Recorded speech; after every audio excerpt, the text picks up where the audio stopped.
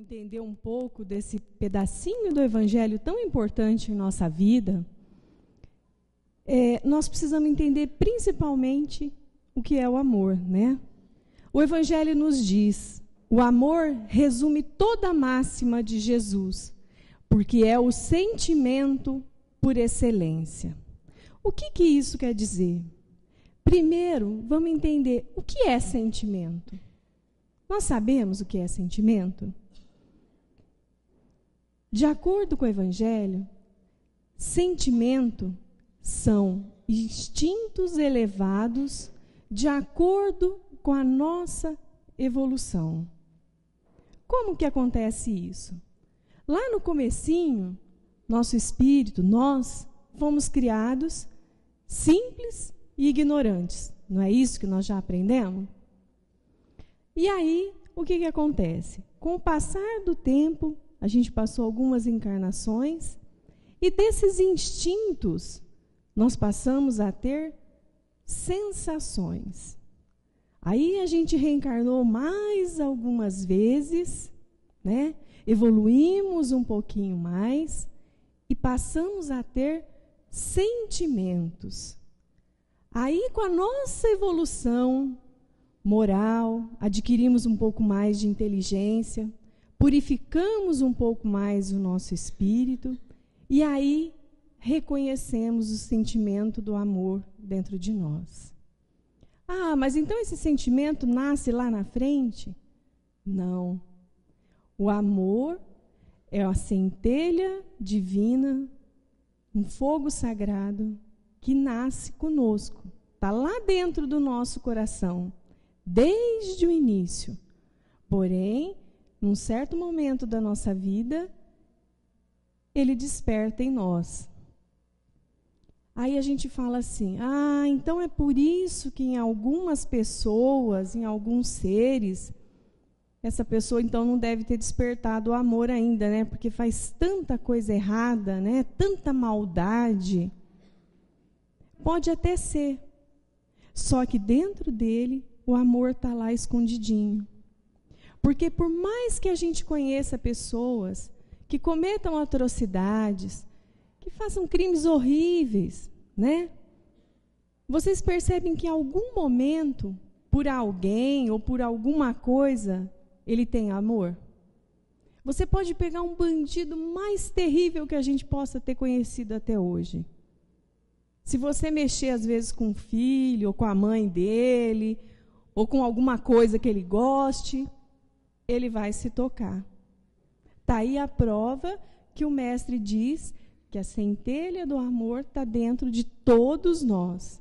E todos nós somos merecedores, desde o espírito mais elevado até o mais rude é capaz de amar. Quando eu disse amar alguém ou alguma coisa, mas a gente pode amar alguma coisa? Pode, não pode? Tem gente que ama, às vezes, mais coisas do que pessoas. A gente conhece pessoas que são apegadas e dispensam muito mais amor a coisas que não têm valor nenhum. Que se preocupa em tratar bem, às vezes, um animal mais do que um próprio filho. A gente não conhece gente assim? Não que esteja errado amar o animal, nós temos que amar os animais. Mas tudo de acordo na medida certa. Então, às vezes, essas pessoas que estão amando as coisas mais do que as pessoas, elas ainda estão naquele estágio de crescimento, que ainda está purificando os seus instintos, as suas sensações, para realmente descobrir o sentimento do amor. E o que nos tranquiliza é saber que todos nós vamos chegar lá. Até o ponto de um dia, não sei há quantos milênios, né?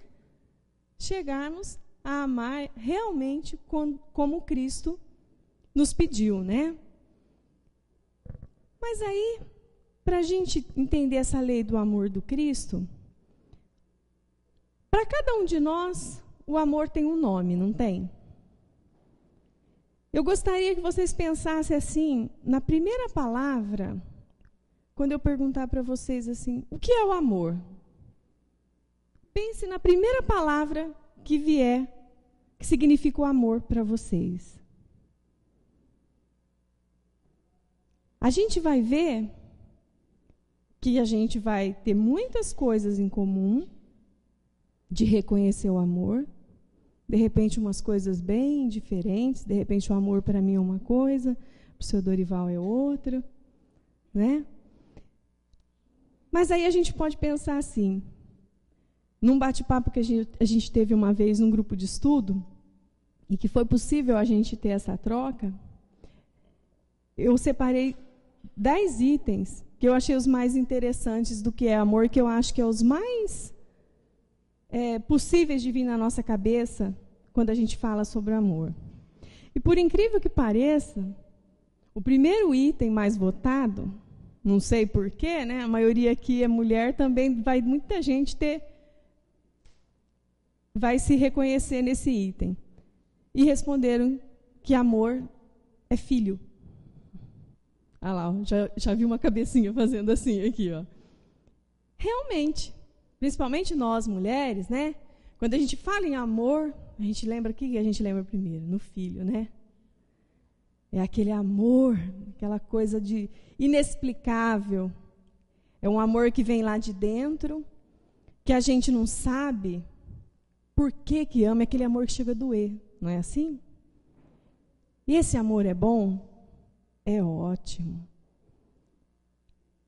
O livro dos Espíritos, o Evangelho nos narra que muitas vezes, para a gente galgar um pulinho na nossa evolução, precisamos vir como mulheres, para passar pela maternidade, para entender várias coisas.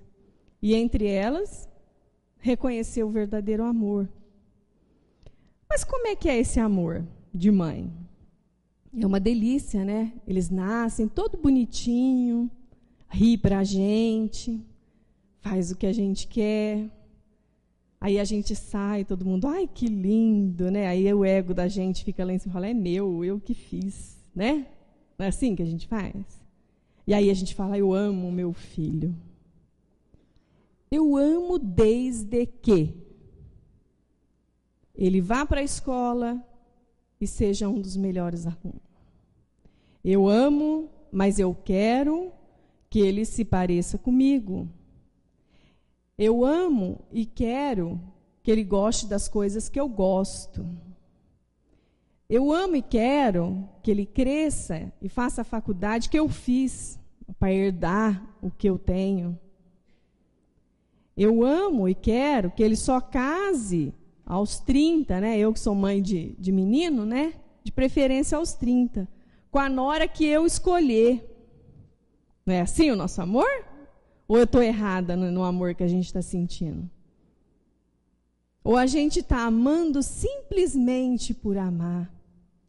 A gente está amando os nossos filhos assim, olha que presente de Deus.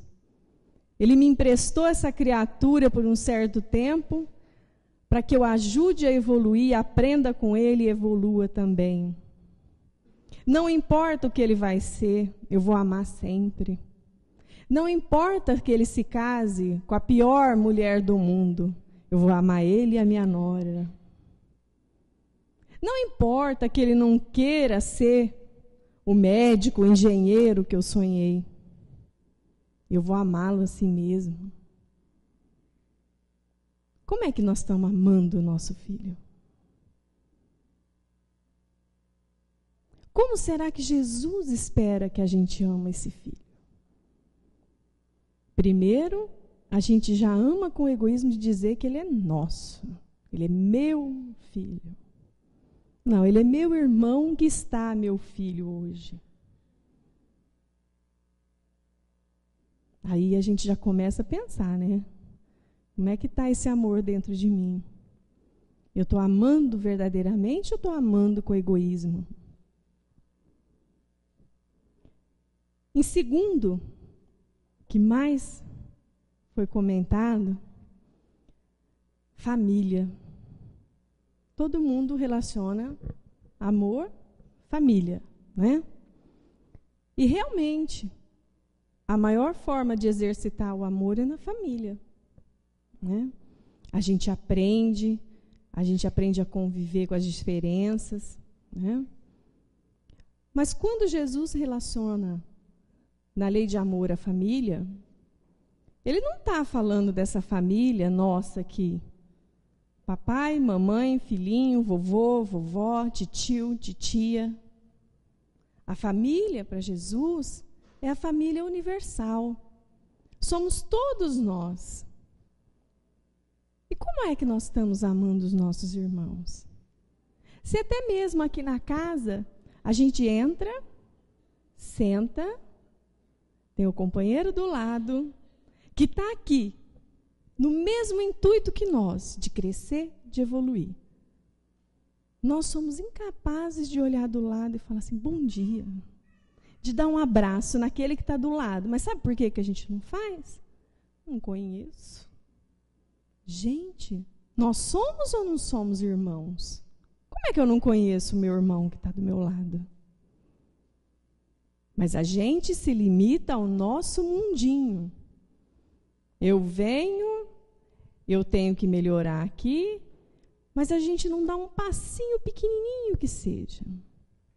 Se eu não consigo dar o bom dia, o boa noite, o abraço no meu irmão, que partilha da mesma doutrina que eu, como é que eu vou sair daqui e abraçar o meu irmão que está pedindo ali na esquina? Piorou, né? Porque aí ele vai estar sujo, fedido. Aí é que eu não vou conhecer mesmo. E aí a gente fala, família é amor. Precisamos trabalhar o amor mais amplamente. Sem contar que até mesmo a família consanguínea, que a gente julga família, a gente se enrosca toda nessa oportunidade que é dada para a gente, para a nossa evolução, não é verdade? A gente tem desafeto dentro de casa. É a esposa que não combina com o marido, é o filho que não dá certo com o pai, é a avó que se mete na educação do filho. Não é assim? Não é assim na família? Ou é só lá na minha casa que é assim? Eu acho que na de todo mundo tem problema, não tem? Porque senão não seria uma escola. Então nós precisamos ampliar a nossa visão de família, para a gente começar a relacionar família e amor. Na sequência da família, me lembro que tinha várias moças, né, jovens. E aí, adivinha qual foi o amor, né? Porque quem está 18, 19, 20 e poucos anos, não vai lembrar de filho, de família. Lembra do quê? Casamento, amor, namorado, namorada, né? Eu falo que nunca se falou tanto eu te amo como agora. Se fosse verdadeiramente do coração, seria uma maravilha. Eu tenho um filho de 13 e às vezes eu fuço lá, né? Claro, indiscretamente para ver o que está rolando na sala de bate-papo e eu vejo. Eles falam eu te amo numa facilidade, aí eu fico analisando. Eu falo, mas será que esse eu te amo é porque eles estão mais evoluídos que a gente? Ou será que esse eu te amo é porque eles acham bonito falar eu te amo? Se for do coração, ótimo, né? Aí outro dia eu perguntei, mas por que vocês falam tanto eu te amo? Ah, porque a gente fala. Fala para o amigo, para a amiga, tudo eu te amo. Mas no item de amor, várias pessoas falaram que amor é casamento. O amor entre homem e mulher. Existe essa forma de amar. Mas e aí? Como é que nós estamos amando o nosso companheiro, a nossa companheira? Hoje em dia a gente se vê assim, a durabilidade de um casamento está bem restrita. Quando eu recebo um convite de bodas de prata, de ouro, eu falo, gente, eu tenho que ir para pegar a receita, né? Porque aí a gente chega lá, de leve, chega perto do casal e fala, e aí, como é que faz para ficar tudo isso junto? Né? Por que a gente está ficando tão avesso aos casamentos, à união entre homem e mulher? Por causa do maior inimigo do amor, que se chama egoísmo. Porque casamento, na verdade, é uma troca. E tem um ditado muito certo. Se você quer ser feliz, não case. Mas se você quiser fazer o outro feliz, case. Porque é assim. O intuito do casamento é você fazer o outro feliz. Né? E a gente não está nem aí. A gente quer mais que se dane. Ah, não fez do meu jeito, não serve. Vou largar e pronto, acabou. Aí o que acontece? A gente está esquecendo o companheirismo, a admiração, o elogio. De repente, uma palavra de carinho da mulher para com o marido, do marido para com a mulher, significa tanto. De repente, a mulher fica em casa o dia inteiro, faz aquela mega faxina intencionada, né? Que o marido chegue e adentre ao lar e fala, que casa gostosa, tudo. Aí o que acontece? Ele chega, a primeira coisa, ele arranca o sapato na porta, larga lá e nem percebeu que ela fez com tanto carinho. De repente, ela se arriscou a fazer uma receita nova, ficou lá a tarde inteira na cozinha para agradar. E aí não deu muito certo, né? Desandou um pouco. O que ela vai ouvir? Não, tudo bem, vai, da próxima vez fica melhor. Não. Nossa, que gororoba é essa? Não é isso que acontece? O marido chega do trabalho estressado, ao invés da mulher aconchegá-lo e falar, calma, amanhã é um novo dia, vai ser melhor. Pelo amor de Deus, você já chega e vem me encher o saco, né? Já há o atrito, não há o carinho, a preocupação de agradar, de dizer um bom dia, dar um beijinho, dizer que ama. Tem muita gente que fala assim, já sabe, não precisa falar. Não é assim, a gente gosta de ouvir. Quantos de vocês hoje disse eu te amo para a esposa ou para o marido? Ontem? Há quanto tempo não diz eu te amo? De repente fala assim, não, vou arrumar outro, vou arrumar outro. É a mesma coisa. Os problemas vão ser os mesmos. Então, já que a gente está nesse caminho junto, vamos resolver aqui, vamos. Aí muitos falam assim, não, eu não vou separar, não, porque esse aqui é meu karma, e eu vou aguentar até morrer, porque eu não quero voltar com ele. Para. Não vai resolver nada. Então, aí é melhor falar, segue o teu, que eu vou seguir o meu, aí quem sabe na próxima a gente vem melhorzinho e dá para a gente estar juntos de novo. Porque aguentar não dá. Tem que amar. Aí, tinha uns mais evoluídos no nosso seminário. Como deve ter aqui na plateia também, que a primeira coisa que veio à mente quando eu perguntei o que é o amor, qual seria a palavra? Deus. Mas isso ele já entrou aqui na minha relação em quarto. E realmente, qual é o maior mandamento? É amar a Deus sobre todas as coisas e ao próximo como a ti mesmo. Então, seria bom que se a gente tivesse pensado, a primeira palavra é Deus, né? Aí a gente já estava um pouquinho melhor na nossa escala evolutiva. Se amar a Deus sobre todas as coisas, em que escala está Deus na nossa vida? Em que plano a gente coloca Deus na nossa vida? Primeiro, a gente coloca um monte de coisa. Se sobrar tempo, eu ponho Deus. Até a gente fala muito em Deus. Se Deus quiser, Deus vai me ajudar, Deus não sei o quê, né? Mas quando a gente fala de Deus, não é simplesmente acreditar em Deus, não é simplesmente falar em Deus, mas agradar a Deus fazendo aquilo que Ele espera de nós. E o que a gente está fazendo para agradar a Deus? Nós, primeiro, a gente ouve assim: bom, eu tenho que trabalhar, eu tenho que me sustentar, eu tenho que cuidar da minha família, eu tenho que me divertir, eu tenho que passear. Aí, se sobrar um tempinho, eu vou a uma casa, fazer uma oração, uma casa espírita, uma igreja, um templo, agradecer a Deus a minha vida. Não é assim que a gente faz? No nosso grupo de estudo, a gente ouve muito no começo do ano as pessoas se justificando. Primeiro eu fui fazer um não sei o quê, primeiro eu fui terminar minha faculdade, depois eu fui terminar meu doutorado, primeiro eu fui casar, depois eu fui ter o primeiro filho, agora que ele está com 8 anos, eu vim estudar. E se não der tempo da gente fazer tudo isso? E aí a gente não pôs Deus na nossa vida? Porque a gente não sabe amanhã como vai ser. Será que os papéis não estão invertidos? Será que nós não tínhamos que ter Deus em primeiro lugar na nossa vida?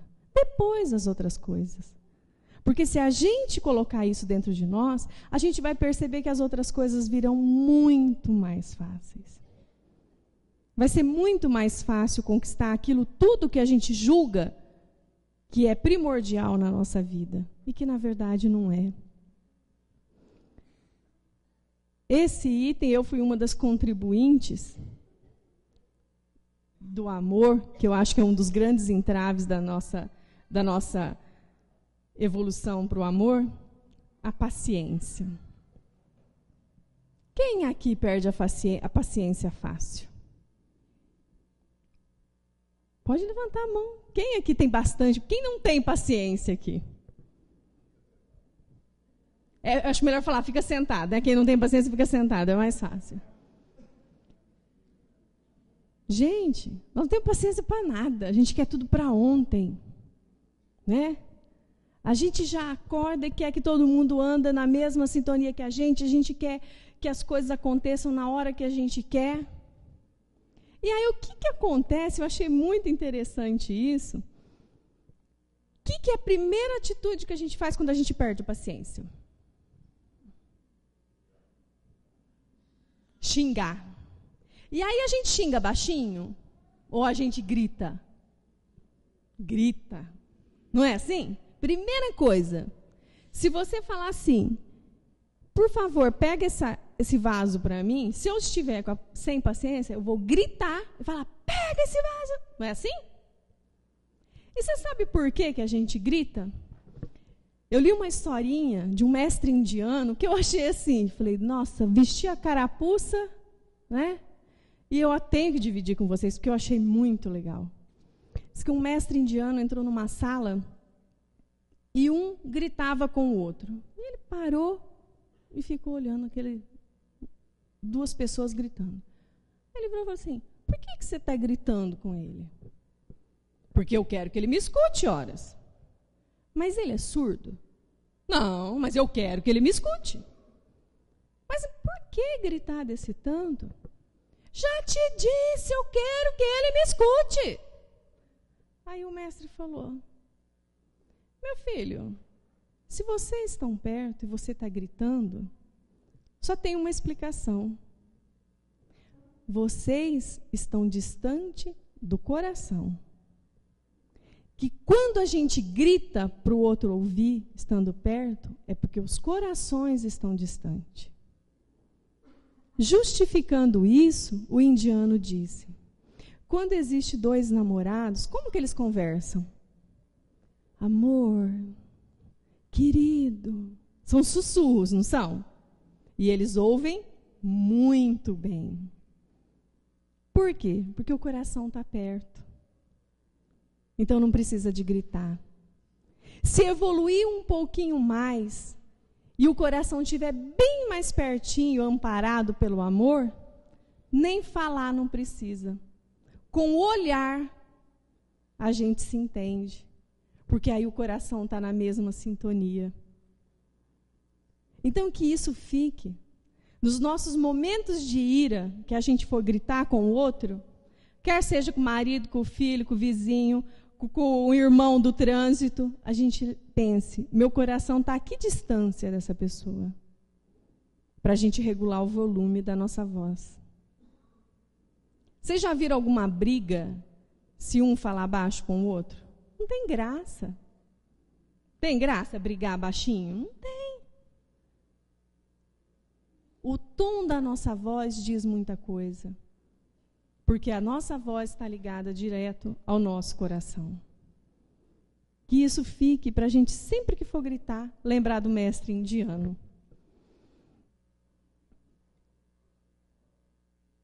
Algumas pessoas ligaram o amor a sacrifício. Sabe por quê? Lembraram do Cristo. O tanto que o Cristo se sacrificou por nós, para quê?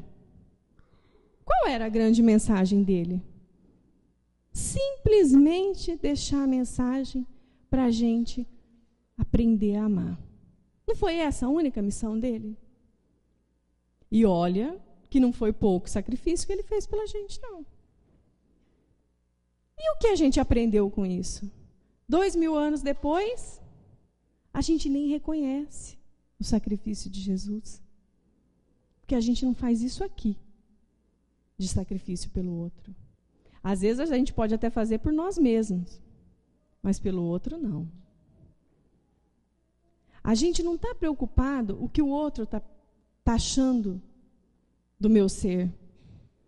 Eu não estou preocupada se as minhas atitudes estão ferindo o outro. Eu não estou preocupada se o outro está feliz com o que eu estou fazendo. A gente vai levando a vida a eito. Às vezes a gente se priva de alguma coisa e fala assim, é em prol da família. Nada, é em prol de nós mesmos. A gente ainda está muito egoísta. Tem uma historinha de um menino, um alto executivo chegou em casa e viu que o jardineiro era um jovem, assim, uns 15, 16 anos, que estava terminando de fazer o jardim. E aí ele olhou aquele jovem, e assim no empenho, ajeitando tudo. E ele terminou e veio e falou, senhor, eu poderia usar o seu telefone 1 minutinho? Pode. Ele catou o telefone e o executivo ali do lado, prestando atenção. Aí ele ligou para uma senhora e disse, senhora, eu sou jardineiro, eu poderia fazer o seu jardim? E a mulher respondeu, não, eu já tenho um jardineiro, obrigado. Não, senhora, mas eu corto a grama, ensaco tudo, coloco o lixo lá fora. Ela disse, não, o meu também faz isso. Mas, senhora, depois que eu termino, eu aguo tudo as plantas e lavo onde eu sujei. Não, moço, obrigada, eu já tenho meu jardineiro. Mas, senhora, além de eu limpar o jardim, lavar tudo, eu lubrifico as máquinas, deixo tudo guardadinho. Não, querido, muito obrigada, eu já tenho meu jardineiro. E o executivo olhando ele e tal, ele, então tá, muito obrigada, até logo, desligou o telefone. Aí o executivo não se aguentou e falou assim, perdeu uma cliente? Ele falou, não, eu sou o jardineiro dela. No jardim das afeições, será que nós estamos fazendo isso? Será que nós estamos perguntando? Será que nós temos coragem de fazer essa enquete a respeito da nossa prestação de serviço para os nossos companheiros?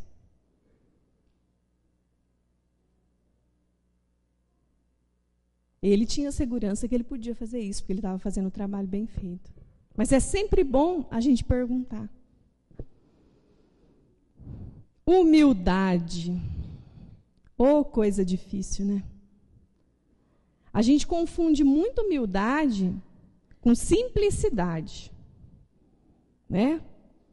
A gente acha assim, eu sou amigo de todo mundo, eu trato todo mundo com igualdade, eu não vejo diferença entre o rico e o pobre, eu sou humilde.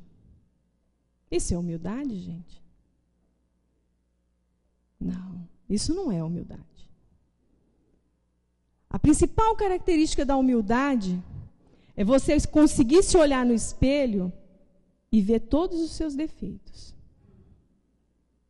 Ver detectar e falar assim, está na hora de mudar. Eu errei com uma pessoa, é ter a humildade de chegar lá e falar assim, meu irmão, eu fiz isso, eu gostaria que você me perdoasse, vou procurar não repetir esse erro. Nós somos capazes de fazer isso? De pedir perdão? A gente acha, errou, você sabe que você está errado, mas você fica batendo na mesma tecla para provar para si mesmo que está certo. E não vai conseguir nunca. Porque a nossa consciência nos cobra isso. O que nos falta é coragem de reconhecer o erro e pedir perdão. Pedir perdão é uma das coisas mais lindas do mundo. E sabe para quem faz bem? Não é para quem dá o perdão. Faz bem para quem pede. É um alívio para a alma. É muito gostoso você se redimir das suas faltas. E mais para isso, tem que ser corajoso. E a gente tem que trabalhar isso todo dia. Não importa se a gente tenha que pedir desculpas por um filho de 3 anos, porque a gente erra. Muitas vezes a gente acha que a gente sabe tudo e não sabe. Não importa se é para um filho de 3 anos ou para o chefe que é um mala.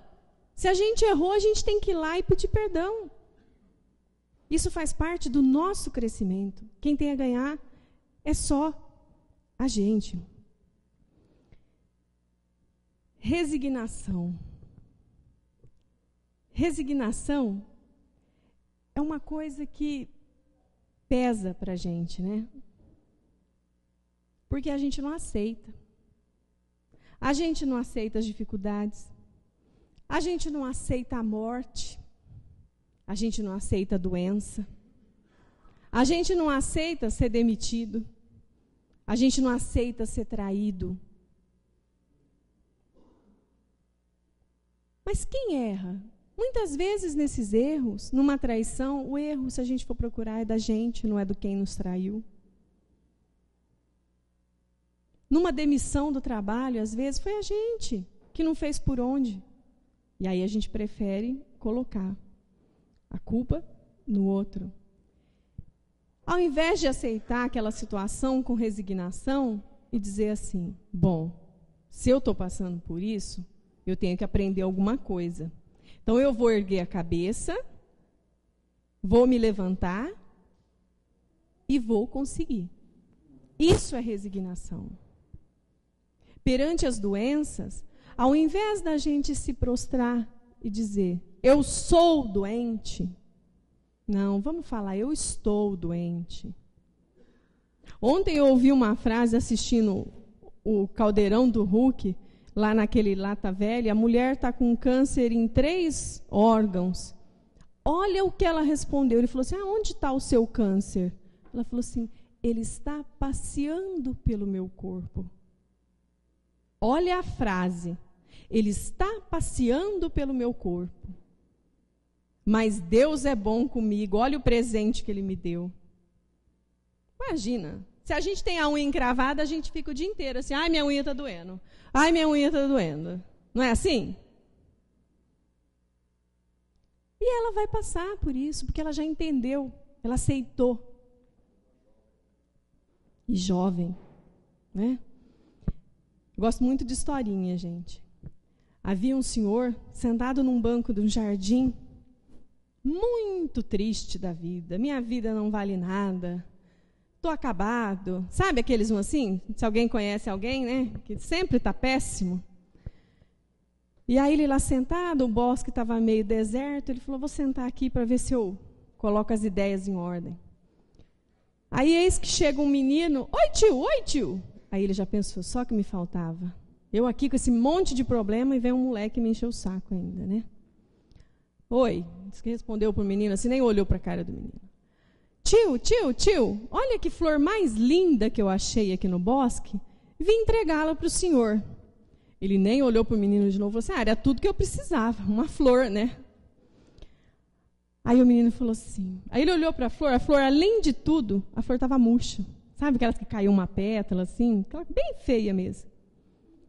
Aí o menino cheirou a flor e disse assim: mas olha o perfume dessa flor, tio. Ela é linda. Ele falou assim: tá bom, vai, me dá essa flor logo. E o menino sentado ao seu lado, eis que o menino pega a flor e coloca para frente.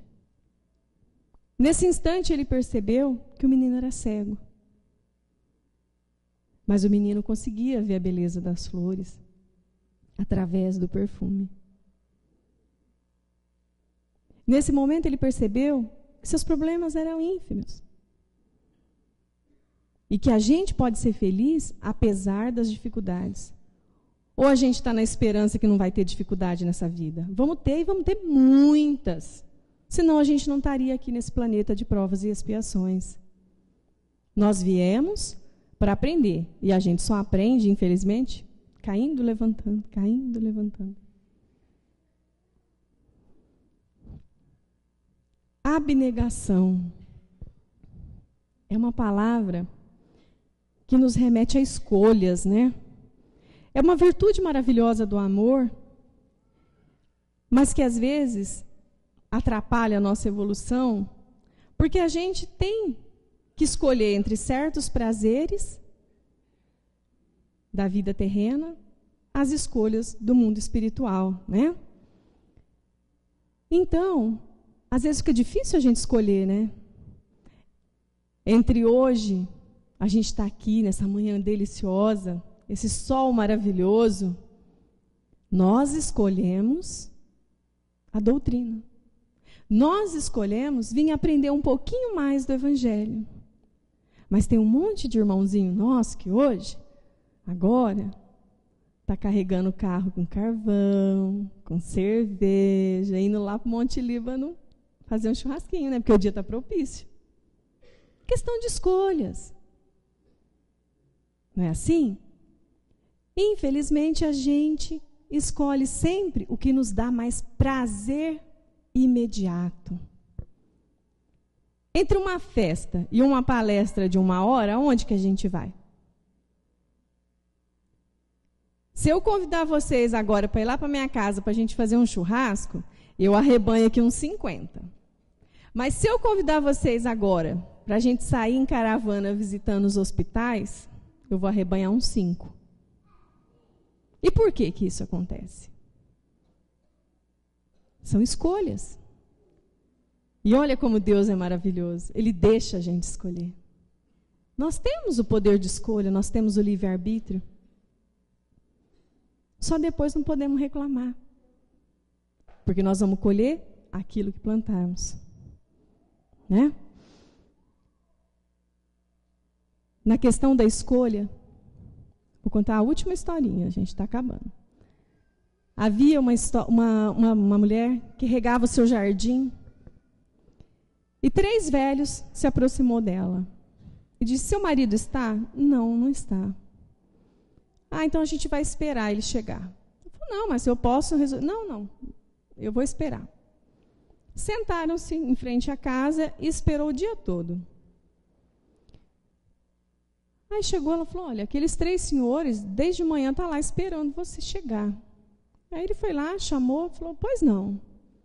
Falou: nós somos enviados, eu sou a riqueza, esse é meu amigo êxito e esse é meu amigo amor.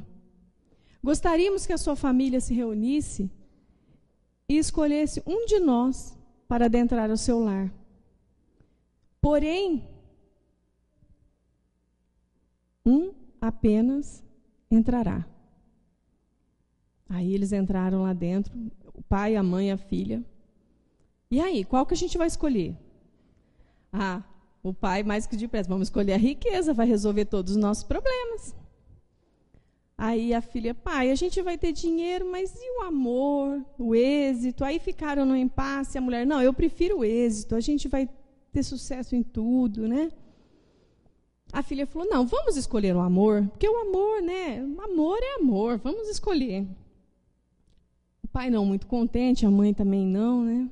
Não, então vamos lá fora e falar que o amor pode entrar e deixa a riqueza e o êxito lá fora. Foram lá fora. Bom, quem é o amor? Nós escolhemos o amor para entrar na nossa casa. E eis que quando o amor entrou, o êxito e a riqueza entrou atrás. Aí ele disse, mas você não falou que era para escolher um só? Que os outros dois ficariam de fora? Ele falou, é verdade. Se você tivesse escolhido a riqueza, o êxito e o amor ficariam para trás. Se você tivesse escolhido o êxito, o amor e a riqueza ficariam para trás. Porém, você escolheu o amor. E onde há amor, a riqueza, o êxito e tudo mais vai junto no pacote. Então, vamos prestar bem atenção nas nossas escolhas. Às vezes, no momento, a gente fala, nossa, essa escolha está difícil, está pesado, mas o resultado vai ser muito maior. Para encerrar, e vamos considerar que ela é a irmã gêmea do amor, se chama caridade. Eles andam juntos. Porque quem conhece a caridade, conhece o amor. E a caridade é algo que nos permite exercer de 1000 formas. Sendo ela a caridade material ou a caridade espiritual. Como que a gente pode exercer a caridade? A gente pode exercer a caridade material dando não aquilo que nos sobra, mas aquilo que eu posso dividir. A gente pode exercer a caridade material dando aquilo que me pedem, sem questionar o que vão fazer. A gente é muito questionador. Eu recebi um e-mail de alguém que perdeu tempo para questionar o Criança Esperança, dizendo que não era para ajudar, que não era que tinha imposto. Gente, para! O que eles vão fazer ou não vão fazer com o dinheiro já é problema deles. Se eu achar que a causa é justa, eu vou doar. A gente fala, mas eu vou dar dinheiro, ele está com uma cara que não vai comprar marmitex, que vai comprar pinga. Não é assim que a gente faz, se a gente justifica? Se ele vai comprar e está me enganando, o problema é dele, não é mais meu. Mas a gente insiste em dar o que sobra. A gente não é capaz de dar aquilo que a gente gosta. Ninguém é capaz de abrir o armário e dar aquela roupa de marca, né? Que a gente pagou em 10 prestações, aquela que a gente usa. A gente dá aquela que está surrada. E a caridade espiritual, de que forma a gente pode fazer? Eu não tenho tempo de sair, de fazer um trabalho, né, para dar caridade material. Então eu posso fazer de outra maneira, né? Vou fazer a caridade espiritual, mas de que jeito? De várias formas. A gente pode fazer a caridade simplesmente ouvindo. Ouvindo o irmão que precisa desabafar. Ouvindo, idoso adora falar das dores, da vida que não está boa. É um saco, mas se a gente ouvir, gente, já vai estar ajudando e muito. Ele precisa desabafar. A gente pode fazer uma visita a alguém que, às vezes, com uma palavra, a gente salva uma vida. Às vezes com um abraço, com um sorriso, com um aperto de mão. A gente pode orar em prol daqueles que sofrem. E principalmente orar em prol daqueles que fazem sofrer. A gente nunca lembra daqueles que estão fazendo os outros sofrerem. Aqui no centro, o seu Dorival pode falar melhor do que eu. A gente sempre tem pessoas em busca de ajuda. Eu estou sofrendo, eu sofro por causa do meu marido, eu sofro por causa disso, daquilo. Me ajuda. Então, a gente não tem que orar só por essa pessoa que está nos buscando, mas principalmente em prol daquele que está fazendo ela sofrer, que é o que mais precisa. Na semana passada, achei muito interessante, o palestrante de terça-feira disse, né, que quando a gente vê uma catástrofe, ou alguém que chega, que mata todo mundo, a gente começa a orar pelos desencarnados e esquece de orar por aquele que cometeu os crimes. A gente poderia passar a tarde inteira aqui falando de que forma fazer a caridade. Mas a gente faz da maneira que o nosso coração pedir. Ele dá o alerta para a gente. Agora é hora. Ó, faz isso, fala isso. Eu achei muito interessante uma vez, nunca tinha me acontecido isso, num sábado aqui com os assistidos, a gente teve o nosso bate-papo e no final uma mulher virou para mim e falou assim, eu não conhecia, né? Ela falou para mim assim, terça-feira você me liga? Eu olhei para ela e falei assim, mas eu te ligar terça-feira? Por que eu vou te ligar terça-feira? Porque é meu aniversário. Você me liga? Olha só, gente. Eu não entendi muito bem, né? Eu falei assim, tá. Ela catou o número e me deu o telefone dela. Eu falei, gente, mas eu vou ligar para uma pessoa, né? E fui embora, isso no sábado. Eu sou muito esquecida. Eu esqueço o aniversário da minha irmã, eu esqueço, sou péssima para a data. Pois não é que na terça-feira, umas 11 horas da manhã, fez tum, preciso ligar para a mulher. Eu falei, eu vou ligar, e aí, né? Impulsivamente eu liguei, não me lembro o nome dela, na hora eu anotei e tal. Falei, oi, sou a Sirlene, tal do centro, estou te ligando para desejar feliz aniversário. Gente, a mulher parecia que eu tinha falado que ela tinha ganhado na loteria. Ela precisava da atenção de alguém no dia do aniversário dela. Eu não estendi a conversa, não sei qual é o problema que ela tinha, se ela não tinha ninguém para cumprimentá-la, mas ela me pediu e eu fiz, não me custou nada. Então, às vezes, uma coisa que parece tão boba para a gente, para o outro, tem muito valor. Né? Então, gente, o que fica da mensagem de hoje é que todos nós temos um amor dentro de nós e que nós podemos ser perfeitos um dia. Depende só de nós, do esforço muito grande da nossa autorrenovação, em busca desse homem novo, a cada dia, alicerçado na fé do amor, em si mesmo e principalmente no próximo. Que Deus nos abençoe, nos ilumine e nos dê muita força para a nossa evolução. Que assim seja.